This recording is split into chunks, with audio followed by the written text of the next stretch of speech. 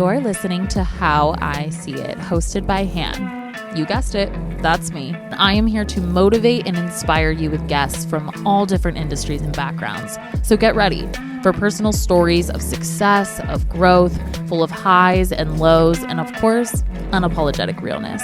This is How I See It. You guys, I am so excited for today's conversation. I'm going to introduce you to Xanthe Appleyard. She is a serial entrepreneur. She's a content creator. She's a writer. She's a marketing expert. I could literally go on and on and on. This girl is like such a boss. I'm so excited to have her here. So let's welcome her to the podcast. Hi, I'm so excited. Oh my gosh. I'm so excited. I'm so excited. And I honestly love that intro because one of the things that I feel like I get most in my head about when I'm hopping onto a conversation like this is what's going to be the one liner? Like what's going to be the title? Because there is so much to what I do on a daily basis. And so you nailed it. Thank you for that. I love it because I feel like we're very similar in the sense of people from the outside probably assume one title, oh, this is what she does. And then when you actually sit down and hear about everything you're doing, people are like, oh, so you're kind of like a jack of all trades. And that's what I just loved about you. And I love about following you as well. It's there's so many different things you're doing. Thank you. And yeah, 100%. And I think kind of coming up within the entrepreneurship space in the last 5, 10 years, there was a really big emphasis on having a really clear title, have the niche, kind of choose your lane, what you want to be doing. And I think what we've noticed and what we're seeing now so much more within creators like yourself and myself, it's actually the through line is just us, and whatever the fuck we want to do basically ends up being kind of our thing and becomes our niche. And I'm so excited to be able to just kind of jam with you on that, because I think that having examples of that is so important in the creative space right now. It's kind of not relevant anymore to niche down. You Mm-hmm. don't have to niche down all the time. It's important sometimes, but you don't have to. And you don't have to do these things that we've been told to do over and over and stay in a box, because at the end of the day, community is more than just these things we've been told to do on socials or the things we've been told to do in business. So I'd love for you to get into that and maybe just take us back. Where did your journey start? Where did you grow up? How did you get into the entrepreneurial space? Yeah, oh my God. Okay. So, I mean, first to speak to what you said around the niching piece, I completely agree. And I think what is still extremely relevant is specificity and clarity, and knowing why we are talking about the things that we are talking about, who we're speaking to in any given moment, but also being very open to that changing and evolving as we and our interests change and evolve.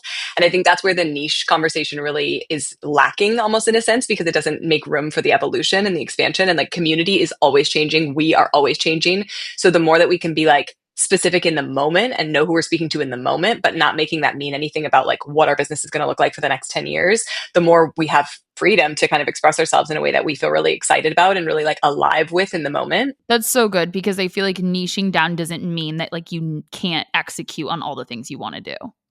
Exactly. And I mean, with that said, it's if we were to look back at my business trajectory, there has been a lot of shifts, and yet there has been a lot of similarities in every season. And so I actually am from Canada. I was born and raised in Canada. And now you'll know me as kind of living in LA. That's where we've landed as of late. Lived in Canada my entire life, and then essentially started a business with my husband. And so my husband, Frank, he now is primarily behind the scenes, does some of our finance kind of back end stuff. So you won't really see him public facing. But when we first started the business, we were actually fully in it together. And again, just an example of what we began or what we kind of started is not at all the shape of the business that we're in now. But the thing that's so interesting is so many of our community members and people that we work with today were working with us then. And so when we first launched the business, this is now 7, almost 8 years ago, a long fucking time ago now, we were doing sort of catch-all creative. Anything that you wanted us to do, we would say yes to. We were running social media accounts for restaurant businesses. We were randomly doing wedding photography. We were designing websites. I eventually pivoted to be fully in the education space, fully in the kind of more of the consulting strategy space, all with regards to marketing. And so it's just been this sort of constant flux of following what feels good and really trusting our community to get it, even when things change, and be willing to sort of rally and stand behind us, even when things change, which is really ultimately what I help people do now, because I've witnessed it for myself so many times in so many different seasons. Were you always creative? Even from a young age, did you know that you were going to do something in the creative space? Yeah, for sure.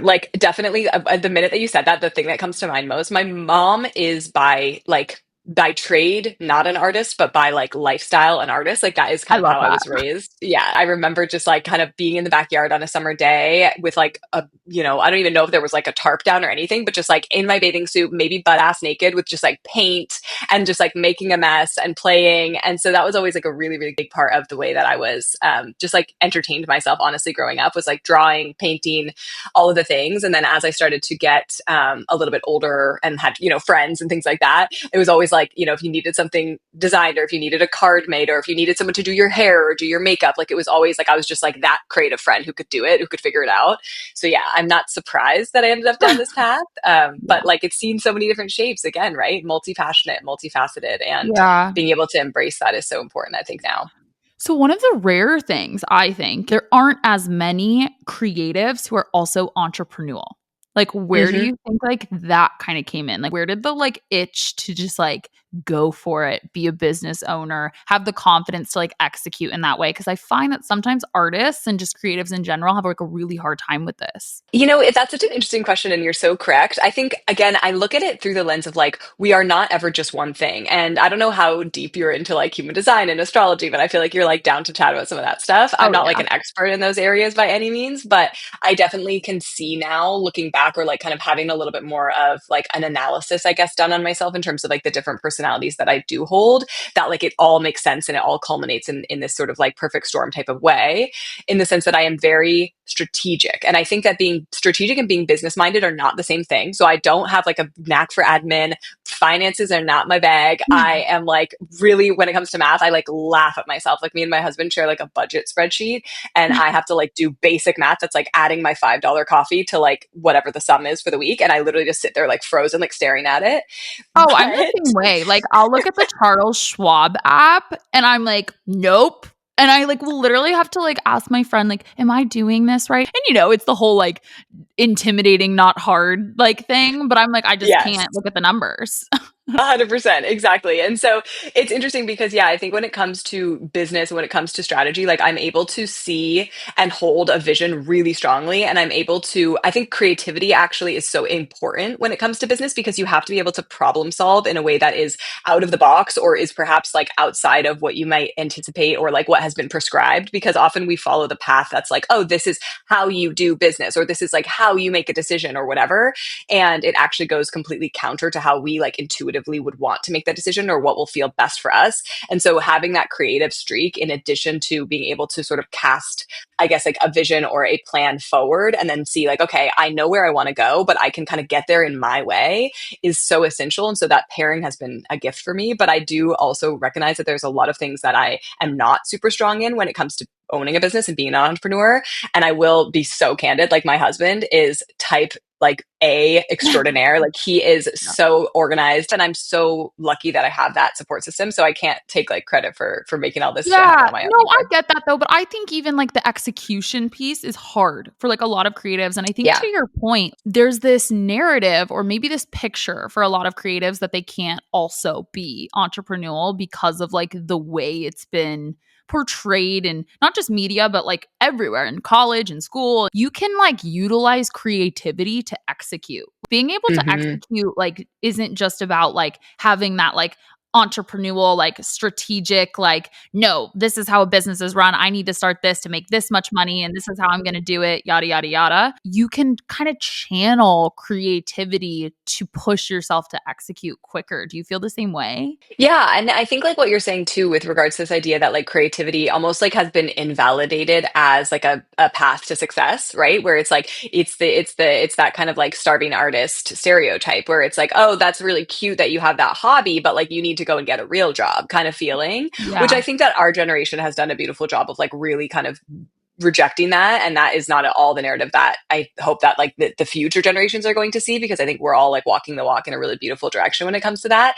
But it still lives within us, right? Like it's still our parents who were the ones who were kind of like projecting that onto us because it was what was projected onto them. It comes easier to some people rather than like others. And I think for me, it does come a little bit easier. And maybe it's that like entrepreneurial like itch, but like we need to stop like trying to achieve perfection before we like execute. And I think to your point earlier about how like you need to be able to like launch and evolve, launch and evolve, launch and evolve. And I think it's the same with creativity. Like you cannot wait for like your paintings to be perfect or for the graphics to like look perfect on the feed or whatever it is. Like you need to execute while the idea and like the inspiration to start is there, because that's what's going to give you the like motivation to execute. Yes, yes. And I think that's such a beautiful way of putting it, where it's like creativity as this like verb, like creativity as like an action word. And it's like we are in our creativity and it's very alive and we have to be able to move with it and embrace that momentum. And the way that I like to think of it, and this relates more, I think, to socials, or at least to like the era of social media and art that we're in, where like so much of what we're creating is shared and is intended to be like,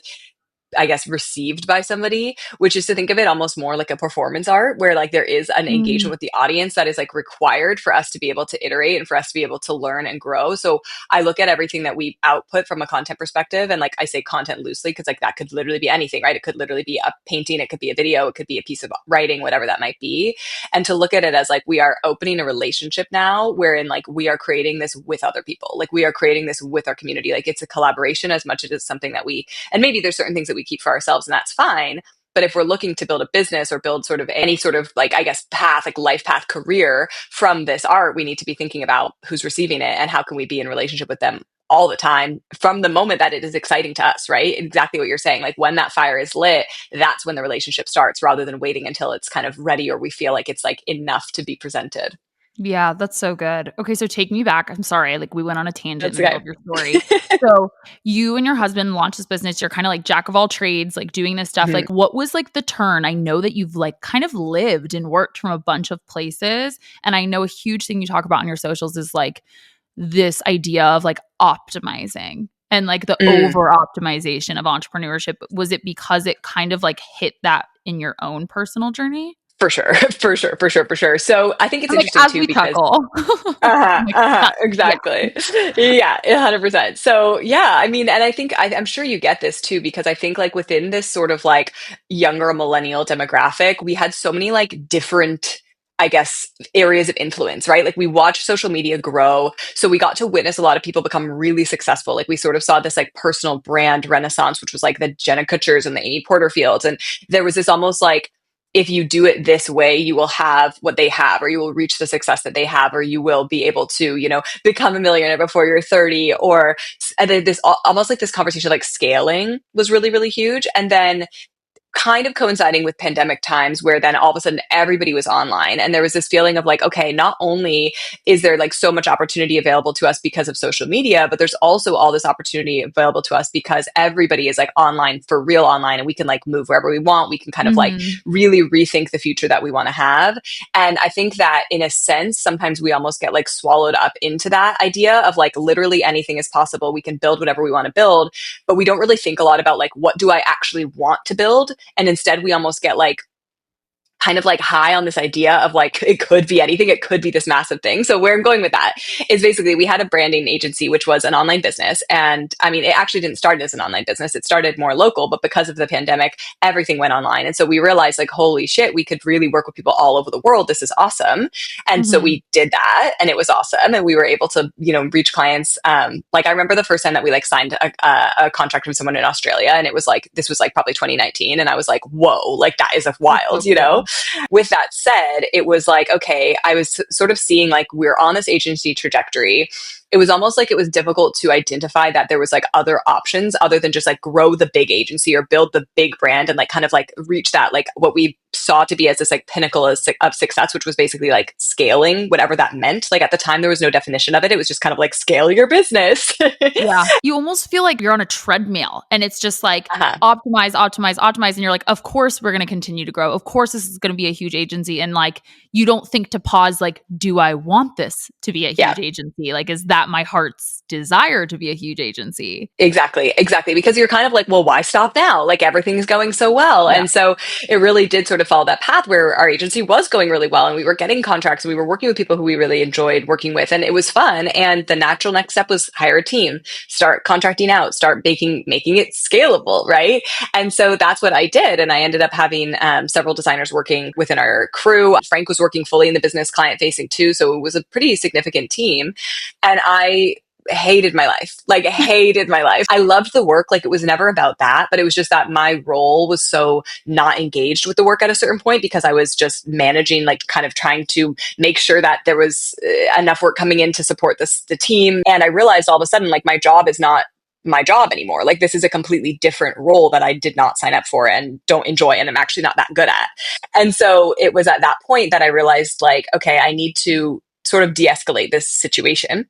And so that was like a major pivotal moment in just really recognizing like, this is not the direction we want to go down. This is not the path we want to go down. Like we did not start our business so that we could basically not enjoy our life like whatsoever. And it was really interesting juxtaposition because at that time we were living in Mexico and like one of the most gorgeous places I've ever had the opportunity to be living. And I feel like I saw the outdoors for like 1 hour a day, you know?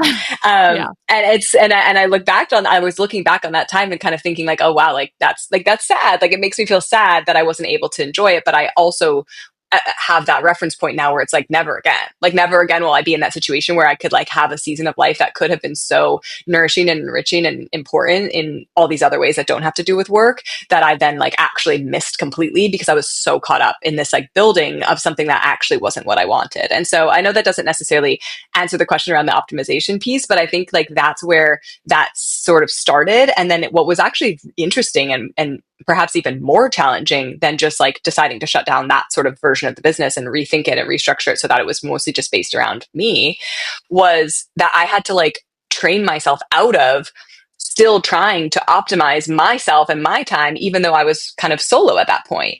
So Because, hard. right, So hard right. what you're describing. It's intense. Like, I mean, because to your point, like what you're describing is like, I feel like happens to all entrepreneurs. It's just who's going to realize it and like get off the treadmill. Yes. And like be able to like recognize when it's happening and who's just going to like burn themselves to the ground. And I think that I've burned myself to the ground. I do it still Mm-hmm. sometimes where I have to catch myself. Mm-hmm. It sounds like you did too. It's like this weird juxtaposition where you're like almost like depressed, but then like you keep going because you're like, why wouldn't I if I can? But then you don't notice how it's impacting the other side of the seesaw. And it's like this give and take, and it's hard. Yeah. And I think what also happens is we almost like, unfortunately, we fall into this pattern where not working feels a lot scarier than working. So working is actually like the easy choice. And so I noticed that with myself where it was like I would push myself so hard all week working, 14, 15-hour days, whatever, just like hustling, hustling, hustling. And then I would be like, okay, cool, it's time for the weekend. And I would like slam laptop shut and completely dissociate essentially. And then I would arrive back to work being so anxious and so stressed out because I actually like fully unplugged, but my business wasn't equipped to support that. And so I would Mm, come back to massive inbox. I would come back to literally feeling behind because I was behind because I technically, if I'm setting my business up to function on a 15-hour a day schedule, it's going to need me to show up for it in that way, which is absolutely not where I want my life to go. Right. So it's kind of realizing like, wait, I'm perpetuating this and how do you get off? Like, it's like being on that treadmill and being like, I am moving forward because if I get off, like I'm literally going to get flung into the ocean. yeah.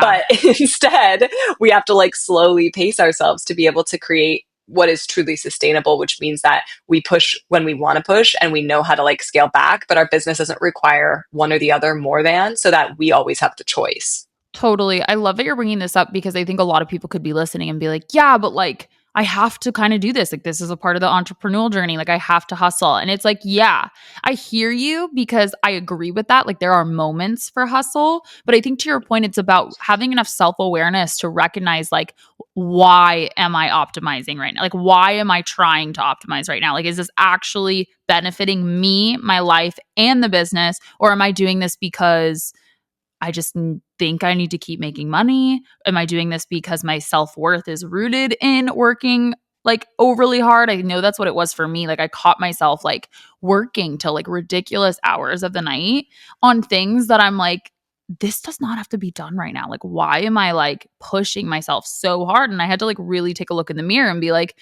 you are like good enough and like you should feel proud of like the work you're doing without working till late. But then a different example is like what I was telling you offline. Like, I'm going to Miami tomorrow. I'm missing Thursday and Friday. Right now, I do not have the capacity to take really days off during the week. I take the weekend off ish. I was like, ish. No, I take Yeah. Saturdays and half Sundays off. I work half days on Sunday, so I have a light Monday.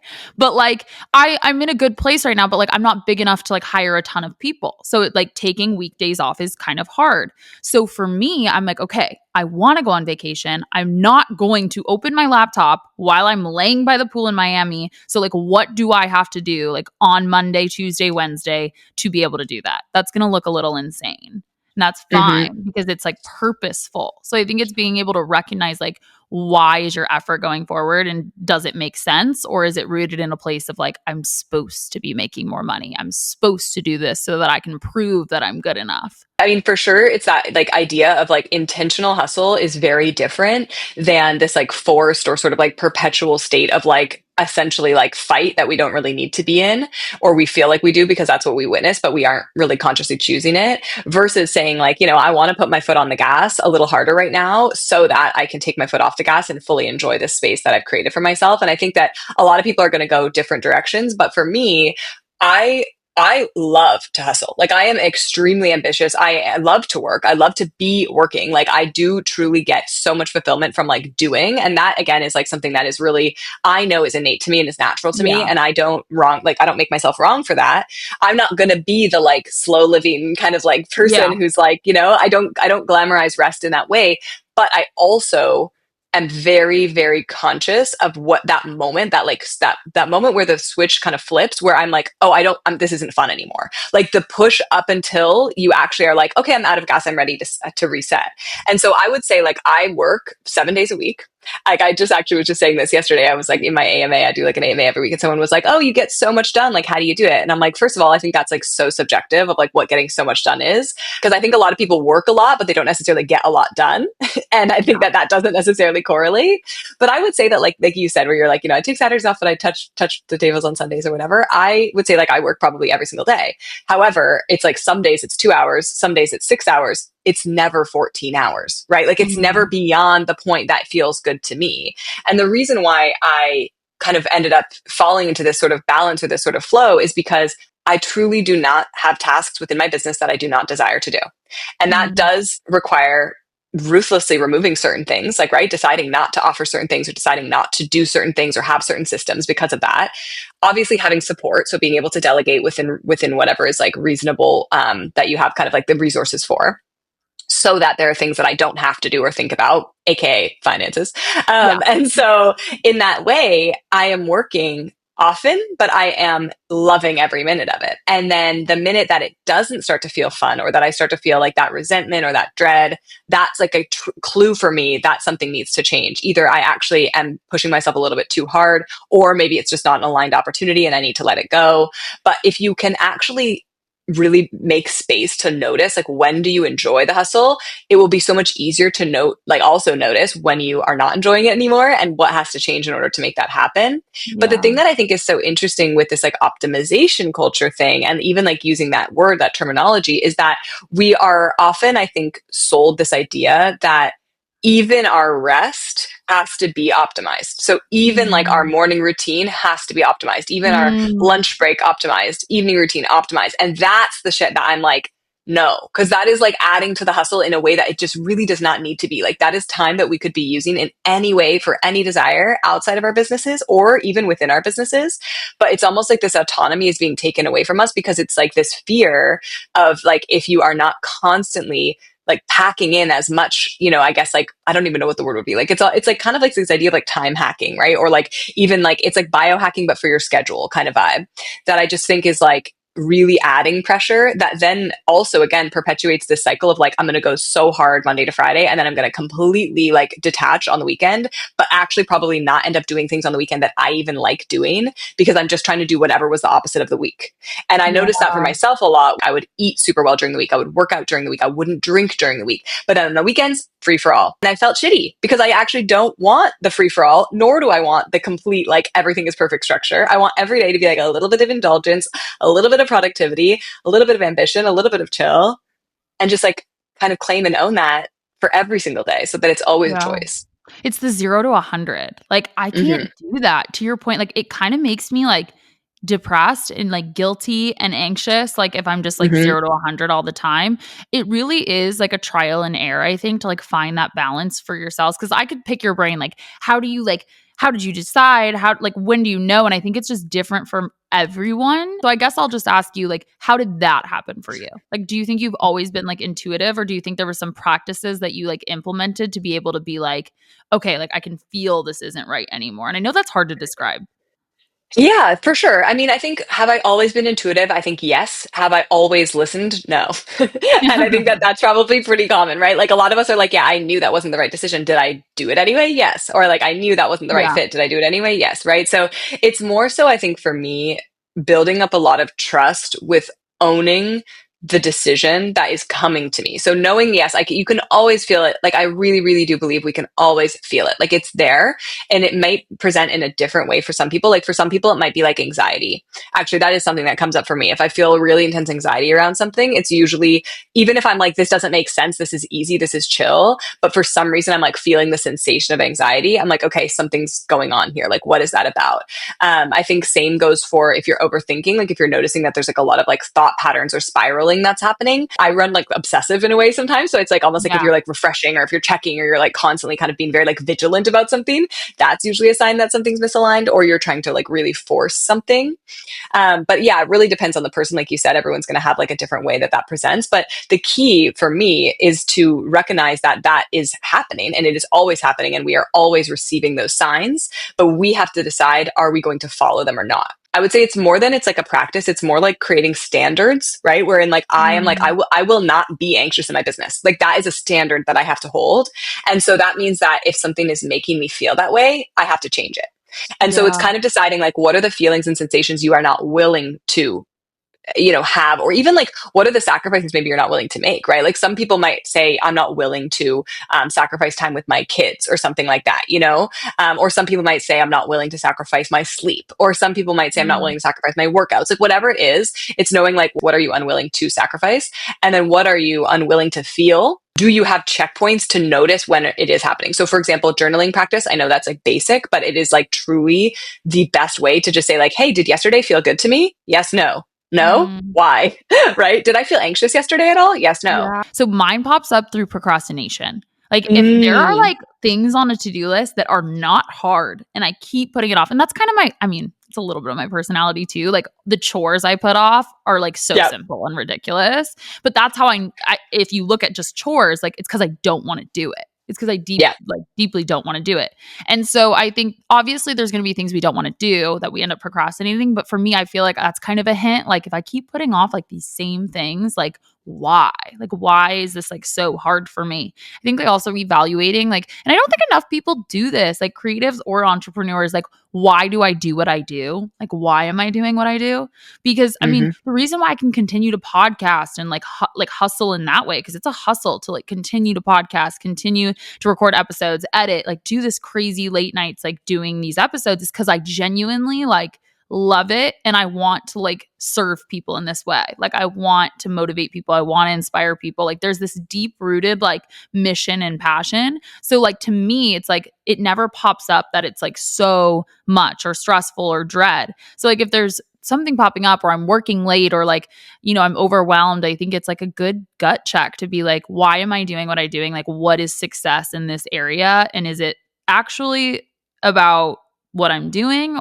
Or is this just like because I need to make money? Or do I actually care about this? Because, like I said before the episode started, it's like it's chaos right now in my life and business. And it's a good thing because like I love it. Yeah, and I think what you're naming there, right, is it's like you're really conscious of what is the fuel, like what is the motivation behind what it is that you're doing. And I think that's actually a really good example of like when you're thinking about, okay, am I reaching that threshold where like I'm pushing myself so hard that now it's going to feel not good, is because I'm being fueled by something other than desire. So I can work 14 hours a day if I desire to do that. And that fuel is always going to be refillable. Like it's not going to feel like burnout. It's not going to feel like I'm pushing myself beyond what feels comfortable. But if I was to do that because I was like, if I don't make this deadline, like what are people going to think of me, or my business isn't going to succeed, or it's all this like fear-based fuel, that's going to feel super different because that's depleting you in a completely different way, right? Yeah. But when Yeah. you're able to say like, no, I'm in this because I want to be in this, that's fantastic. And I think that's something that's really important, even within like what you're saying, right? When you're in this like season of like intense push and intense hustle where you're like doing some really fucking cool stuff. Like I'm watching you and I'm like, I feel like every other Oh, day it's an you're announcement, so right? Like sweet. it's like, but it is, and it's inspiring, right? But at the same time, it's like I would like in seasons like that for myself, it's like I feel like I can almost like sustain those seasons of push more because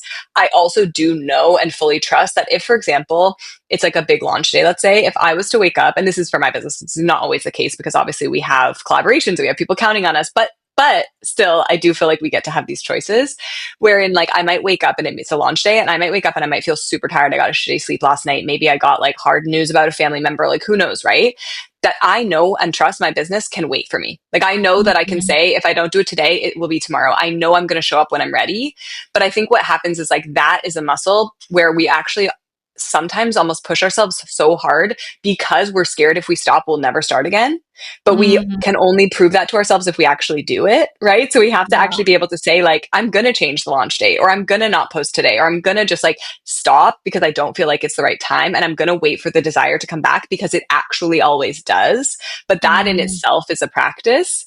I also think it takes trial and error. Like you could be listening right now, like, oh, like I don't know, I don't know. It's like you will know because you're gonna mess Yeah. up.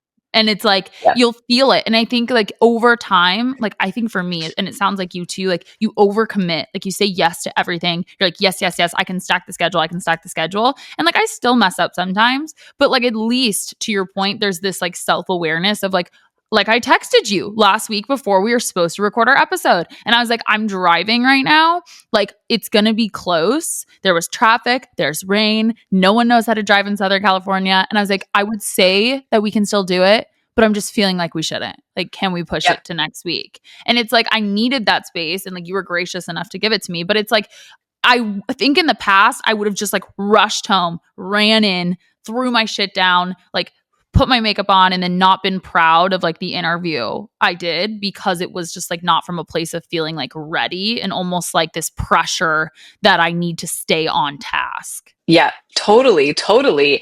And I think like, I mean, I was actually like kind of laughing because I was like, I feel like I'm the perfect person for you to have rescheduled on because it's like, I am so for that. Like I am so, so in support of like choosing to create space. And I think that's something that people don't realize a lot of the time is like, we think like, okay, well, I've booked my schedule full.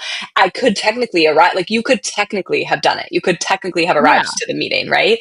But would I have done so with enough space? Would I have done so in a circumstance where I feel like I'm showing up my best? And if the answers to those things are no, we can choose not to do it. And I think that people expect that we can only choose not to do stuff if it's like a really emergency situation, right? But sometimes it's just like the vibes off. We need to like Yeah. switch it up. Yeah. I loved when I talked to you on the phone. What you had to say applies to, I think, our mental health, the people in our lives and our relationships. I have it literally written down. Control isn't always to overplan and overstructure. Control is really being able to have a choice. I was like, Yes. I'm writing this down because I feel like a lot of people, I mean, and I will say, like, I think it's common, like, among people like us, whether it stemmed from like your childhood or it's just the way you run, like, there's this need for control. And I think like overworking is a form of that. And we don't think about how like control is just having a choice. Yeah, totally. Because I think the thing is, right, is like what are we like connecting control to? And a lot of times it's like security or it's feeling like we can predict an outcome. And so we will overschedule and overplan and like on a really like small scale. It's not small, it doesn't feel small in the moment, but it's like it's very specific, I guess. Is like I see this with social media a lot, right? I work with a lot of people in the marketing space and they're like, okay, I've planned my content for the entire rest of the month. And they have like every post idea plotted out for the whole month in the calendar. And they're like, we're good. And it's like, okay, except that what if you arrive to those days and you don't feel inspired to create that, or something changes in your community, or something goes on in the world and you have to pivot your whole strategy? What happened then is that you put a bunch of effort into planning for something that you couldn't guarantee anyway because you thought it was going to make you feel safe. And now you're scrambling because Mhm. you put all your eggs in the basket of like control, but actually we can't control shit. And so it's like Yeah. interesting because that's not necessarily what we want to hear. But the thing that we can control is the short term. Like we can control how we behave and how we choose and how we act. So as an example to that, to like give you kind of a tangible way that I would like flip that is to say like what you can decide is what's important to you to share right now. What's important to you to share this week, let's say, right? What feels important for your community to hear this week based on what they're going through and what feels exciting for you to create. That's all that you need for a strategy. The strategy that like actually propels us forward and like where strategy becomes helpful is when it's looking more at like that higher level, like how do I want to feel? What do I want to cultivate versus the super granular, like I will do this at this Yeah. time on this day. That's not a strategy. That's a plan and it's a coping mechanism, right? More than anything. Yeah. I love that. I love that you're saying that too, because I feel like people get really lost. And I think we do it in our lives, whether it's your friends, whether it's like a romantic relationship, or even just like the way our life is unfolding. It's like we're trying so hard to control that we like do all these things we don't have to do. And we don't realize that like choosing to just kind of like sit in our feelings and let things unfold is actually a form of control. And I've been trying to practice that because I'm very like, high expectations on everyone. I like want everyone to do what I want them to do. And I know it's so ridiculous to say it out loud. Like I'm upset and anxious because people aren't doing what I want them to do. Like when I say it out loud like that, I'm like, okay, Hannah, like you need to chill. And I think it's the need to chill and making a choice to chill and relinquish and let go. I'm trying to reframe as like that is control. Like you do have control. You're choosing. And I thought it was beautiful that you said it like that because I think, I talk a lot on the podcast about how like entrepreneurship is a mental health journey as well. And I think it all coincides, these practices. Yeah. Yeah. Oh my God. Yeah. 100%. I mean, entrepreneurship is like the most intensive like therapy retreat you could ever go on Yeah. because you face every fucking demon that you've ever had. You have to face every story and about like the not cool stuff, like about like money and about worth and about like all of these things that are like really can be nasty and difficult to like deal with. And that I'm Yeah. so grateful that we are in this world and we get the chance to explore those things because I think in a weird way, I think I would be really sad if I was like, going to be 34 years old and I didn't know that about myself. Like, I'm so Yeah. happy that I was able to explore all of this. And even like what we were talking about with that, like, that like 0 to 100 all or nothing mentality that has perpetuated my entire life. And it wasn't until I was like, I need this to not be happening in my business that I was able to actually make it stop happening everywhere. Like within all of the, like I said, wellness and all of that kind of stuff too, where I don't know that I would have explored it as quickly if it wasn't like my livelihood hinging on it. Yeah. And that Well, your kind of business is like a mirror. Recently, too, like this control. I like have an assistant now, and I was like venting to my best friend about how I just feel like I wasn't like explaining things right. And she's great, but like, it's a process of like teaching someone. And I was just, I think, hyper fixating on like such small things. In the moment, I'm talking about the business, I'm talking about the business. And then by the end of the conversation, we're talking about this like need to control to feel safe because of my childhood. So it's like, it's just a mirror and it shows you these like deep rooted things within ourselves. On top of that, and you were talking about trust. You were like, strategy is trust. And the hyper planning is the opposite. Can you please get into that as well? It's super interesting. Like this is something that I talk about a lot with my clients because we are sort of like fed this idea of like a strategy is like a framework or it's like a step by step or it's like rules or it's a guidebook. And I think that is just one of those things where it's kind of a buzzword. No one really knows what it means. But the way that I think about it is like strategy is actually what is innate. Like you become strategic. Like you start to understand and embody strategy. And yes, you do have to learn frameworks. And you have to learn certain things just in the same way that like with anything that you're trying to kind of build a skill around, you would need to consume some information. But the problem that I notice that happens, or like this gap that I notice that happens, is that trust in actually just saying like, I know the strategy, or I know enough different strategies that I can pick the things that I need and apply the things that I need.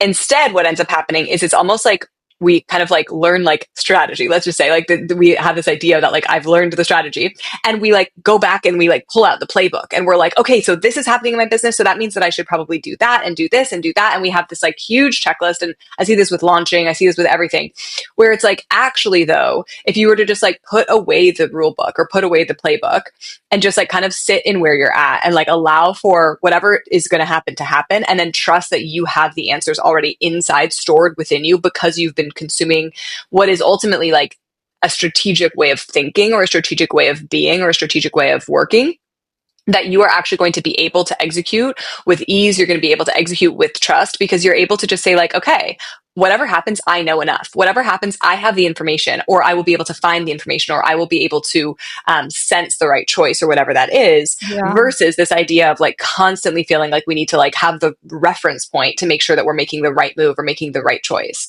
And Yeah. I think like what you said about the control versus choice thing around like your life as well, like around like relationships and things like that too, is really interesting because I am actually not that chill. Like I am not like I don't come like that's not I my say my that my mind, all right? the time. I'm obsessed with you. I say that all the time. I go, I'm not a chill girl. Like Exactly. I'm very secure in Yeah. relationships, I would say, especially because romantically, I think the chill girl thing comes up. I'm secure. Like I feel like I've Yeah. worked on my shit enough to where like I'm not jealous. I'm not like freaking out. I'm not like super high Yeah. maintenance, but I am not chill. I'm fucking not Yeah. chill. Exactly, exactly. And so like from that perspective, when you were saying like, oh, I get like kind of I get like I want to control people's behavior. Like I want to see that people do the thing that I want them to do, or I want to make sure that the day goes exactly my way. And I noticed that like a lot of times the reason why we're doing that is because we actually want the day to feel a certain way, or we want a certain outcome from it. And the way that we want something to feel and the outcome that we want, that's the strategy. But the way that we like hyper control the schedule to try to reach that thing, that's where that plan starts happening. And what that says to me is that you don't trust that it's going to happen if you don't Mm, plan. And so it's kind of the same thing with strategy, right? Where it's like you actually don't truly believe that it can happen. So you are planning, and the plan becomes the security, when actually you have to be secure in yourself. You have to be secure in your own decision making, and you have to be able to trust that everything is going to unfold because you have set forward the strategy. And the thing is, that's I think interesting with the strategy. I'm trying to think of like a good metaphor for it, but I don't think it's going to come. But it's basically like imagining that you have these sort of like milestones or goalposts or things that are like measures of success, where you can say like, I know that strategically, like I want to achieve this kind of end goal. And so probably around Q1, I'm going to need to have done these things. And, probably within Q2, I'm going to want to see like this much revenue. And it's like those things are great, super helpful. We need that structure within our business. Where we need to like step off the fucking gas a little bit and have more trust is to assume that we don't always know the best way to get there. But if we stay open to options, we can still arrive. So, for mm, example, if you set forward and say, I want to make sure that by the end of Q2, I have made X amount of dollars and I'm only working 4 days a week. Instead of saying like, okay, let me like sit down and become like, super, super fixated and focused on like building out the exact amount of clients I need, the exact packages they're going to buy, the exact way that their revenue model is going to work, and how I'm going to like scale back my time and all this. Instead of that, that's not trust. That's like obsessive. That's control, right? That's coping, because we can't guarantee any of that to happen. We can't guarantee the amount of people who are going to buy a certain thing. We can't guarantee any of that stuff, but we like think we can. And so instead of doing that, what we need to kind of assume instead is I'm only going to make decisions that get me closer to that goal. And so that's where mm. trusting that you will be presented with the opportunities, you will be presented with opportunities that are not aligned as well, right? You'll be presented with a lot of shit, because that's what happens. Opportunities come our way and we have to discern. And you will only be choosing or moving or taking action in alignment with that goal. And that's where that like trust comes and kind of combines with, we're not just sitting back and waiting for something to happen. We're moving and we're doing stuff and we're kind of Executing. creating momentum. We're executing like crazy, right? But that's the thing, is planning also usually holds us back from executing. How much more Totally. time could you be just moving if you weren't like making 800 Notion dashboards about it? You know what I mean? Totally. I So, love what you're saying this. And I think this happens in like our fucking life as well, not just in business. Like, I feel like the first thing that comes up when I'm thinking about this is dating. Like women mhm, going mhm. out on dates being like, I need to be married by this time so that I get married. And then this many months I have a baby. And it's okay to have that goal of like, I really want to have kids before this age. But when it becomes this like too intense thing, you're not trusting yourself to like find the right person, or like not Yeah. trusting yourself to like develop a beautiful relationship with someone. Same thing in like business, and same thing like at a smaller example, like the photo shoot. Like I just did Mhm. 2 weeks ago for the podcast, the merch, the wellness event, and like new headshots and the birthday shoot. So we had to Yep. execute 5 different campaigns in a 3-hour time limit. And I've done it before. So like it doesn't intimidate me in that way because I know myself and trust myself enough to not need, and it overwhelms me. I think like if people are honest with themselves, like it's overwhelming to overplan and it gets things really muddled. It's funny because a lot of photographers will be like, okay, like send me the shoot list. Like, what do you want to shoot? And I'm like, Yeah. I'm more going to just send you a folder of the vibe for each campaign. And in the moment, it'll get done. Because when we get stuck on these nitty gritties of like, when we find the crumbled piece of paper with like the 5 shots we need to get, like I feel that energy is like felt through the screen and then it doesn't leave room to explore other options. Like what if in the moment like something comes up but like you didn't notice because you were too busy like looking at the piece of paper with like the 5 shots you needed to get. And I think that principle can be applied everywhere. And I think that's why it's so important, like circling back to our discussion, like you need to know what like gets you on fire. Like you need to know the mission of what you're doing. You definitely should not like run your business without a plan, but like you need to lead with mission and not lead with like a weird crumpled up piece of paper of like the things you like absolutely need to post. Yeah, I'm like laughing so hard because that's so real. And it's so interesting because like I even like I know from being in the photography world too, it's like you have to have a frame of reference, but you have to also leave space for flow. And that is just like point blank. That's just like life. Like we can have a frame of reference and we can go with the flow.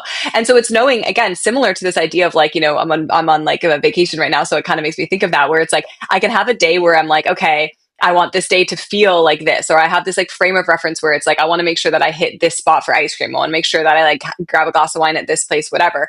But am I going to like plan everything down to the minute? No, because I'm gonna have a shit day if I do that.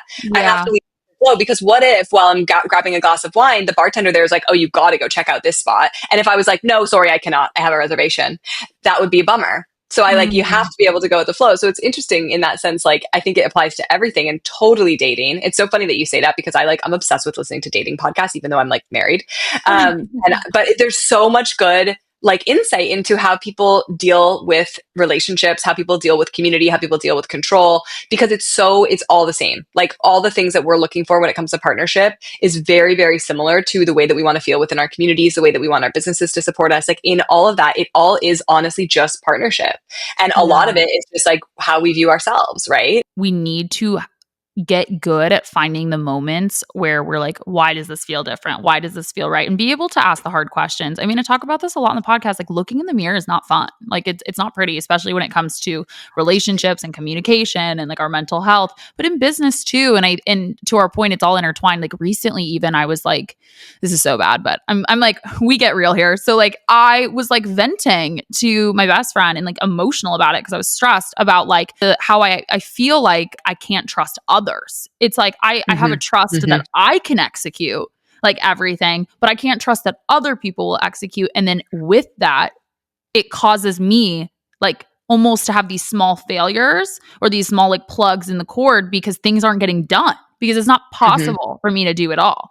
And so I was talking to her about how like, you know, like I just feel like if I hire someone to go take the Buffalo Exchange stuff to Buffalo, which is, if you don't know Buffalo Exchange and you're listening, it's like where you can sell clothes. You know, I go in and I have my relationship with them and they know me personally. And like, you know, as an entrepreneur, like you're more like confident and you talk and like whatever. And I think that kind of schmoozing gets me a little bit further. And like, even when it comes to like getting a table at a restaurant, she was like, why don't you just like hire someone to help you with these like personal assistant things? And I'm like, because they're not going to get as much like money as I would. They're not going to like secure the deal as I would. They're not going to, you know, I caught myself doing this and I was just like, no, it's that I don't trust other people because I've had to like take care of myself like my entire life. And yeah, maybe they're not going to like do it the way I would do it. The matter is that like the stuff is sitting in my car and it's been sitting in my car and like it doesn't matter if I could do it better, it's not getting done. And you know, and I'm going to humble brag, like I'm good at being self-aware like that. I've had to do it for a really long time with my mental health. And so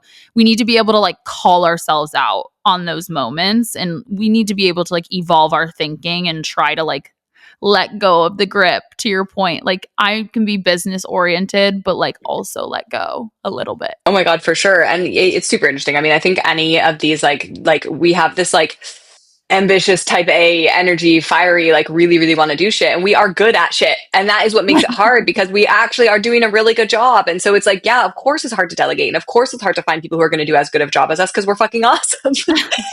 And I think it's like funny because it's okay to say that. And with that, we get to have standards. And I think that's the thing that ends up being a difficult part of delegating and a difficult part of team building is that we often feel like, well, they're not going to do it as good as me anyway, so I might as well settle.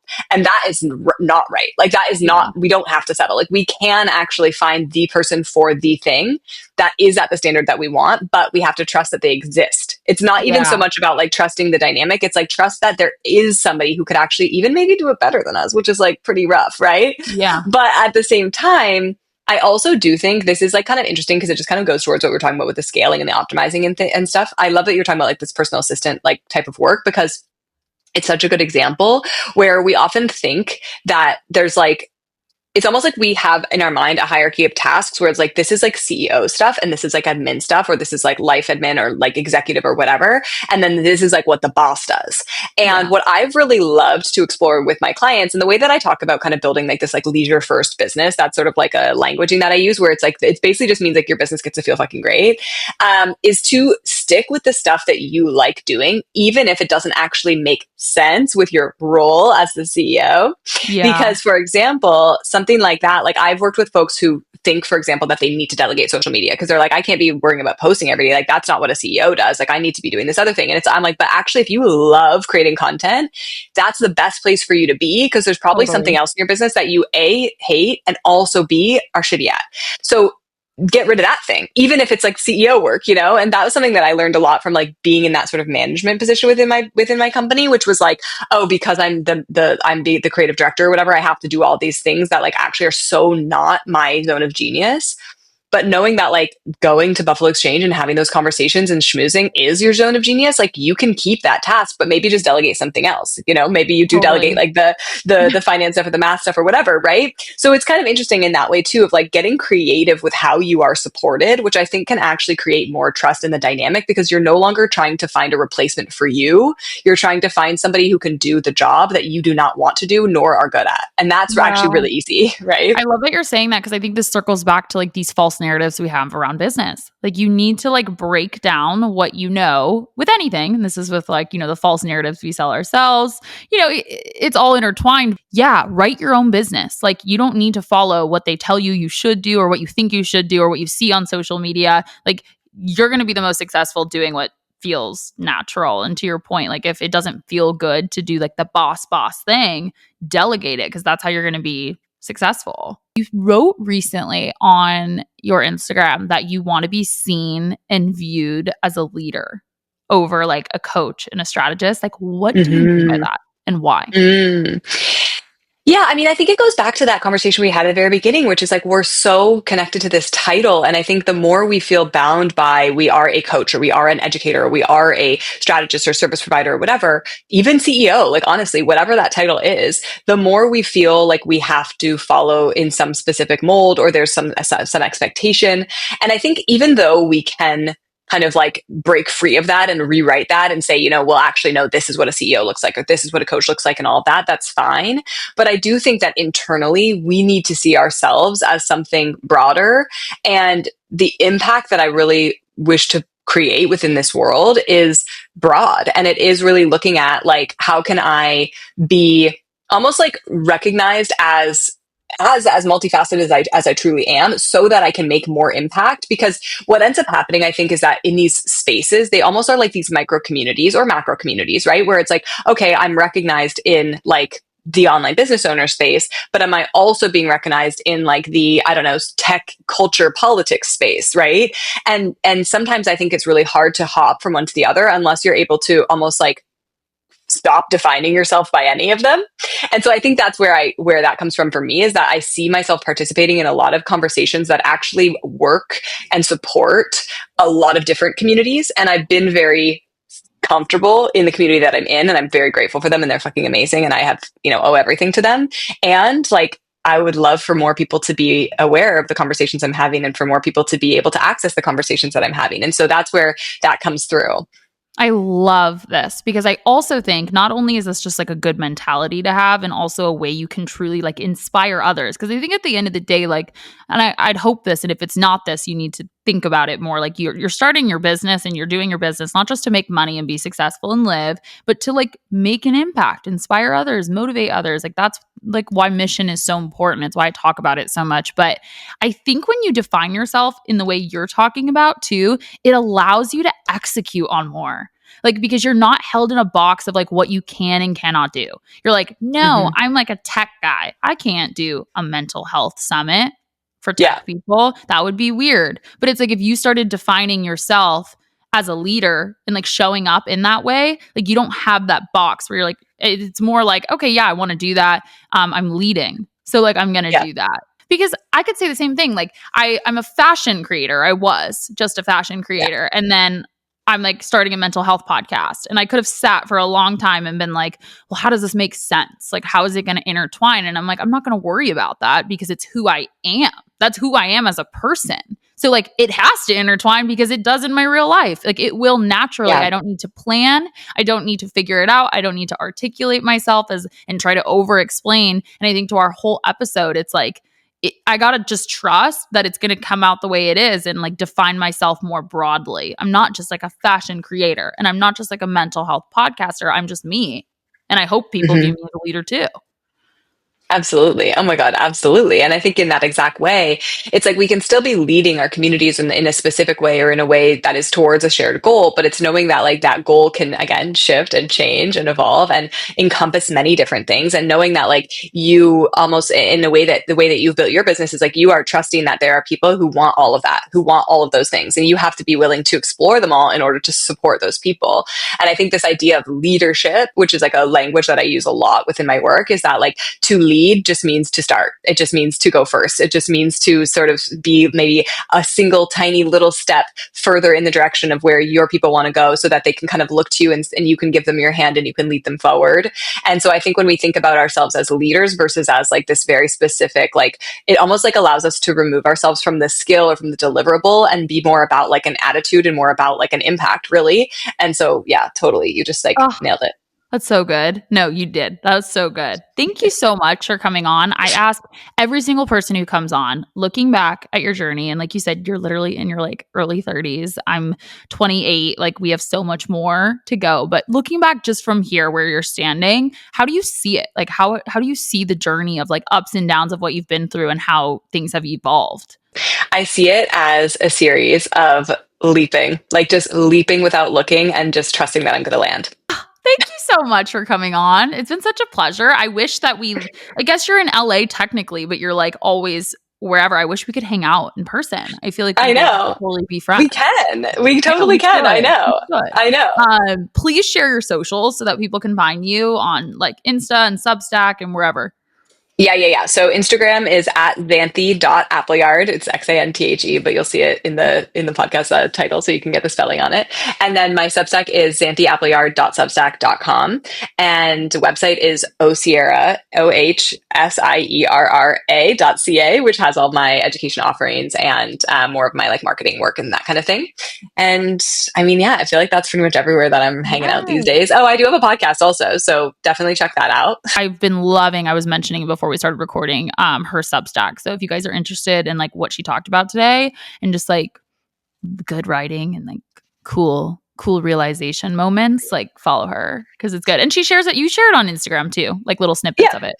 Yeah, it's all in my bio and everything too. And if you do like hear this pod and want to say hi, I cannot stress enough. My DMs are open. Like I am chatting in there. So say hi. I would love to meet you and connect with you.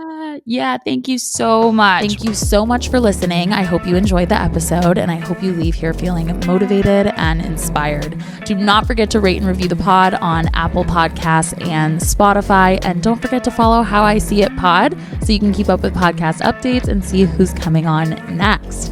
And if you're not already, come join the fam and follow at How Han Sees It. Thank you guys.